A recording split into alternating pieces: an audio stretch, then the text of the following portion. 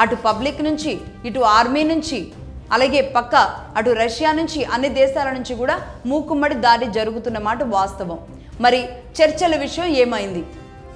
సరిగ్గా ఈ 15 రోజుల లోపల ఎలాగో ఈ సమయం ఉండనే ఉంది కాబట్టి దీన్ని సంధి కుదుర్చుకోవడానికి ఈ చర్చల్ని ఏమన్నా అవకాశంగా చేసుకోగలుగుతుందా అని భావించిన అమెరికా కాంగ్రెస్ ఏదైతే ఉందో ట్రంప్ నుంచి పూర్తి నిరాశనే ఎదుర్కొంటూ ఉంది. సరే, పెద్ద తరహాగా అమెరికా కాంగ్రెస్ ఒక సలహా ఇచ్చినప్పటికీ కూడా తీసుకునే స్థితిలో అమెరికా అధ్యక్షుడు లేరు. చర్చల విషయం జాంతానై ఏదైనా సరే యుద్ధంతోనే తేల్చుకుంటా అన్నట్టుగా ట్రంప్ దూకుడుగా వెళుతున్న విధానాన్ని మనందరం రోజు చూస్తూనే ఉన్నాం. రేపటికి ఇంకొక రకమైన వార్తలు వింటూ ఉన్నాం.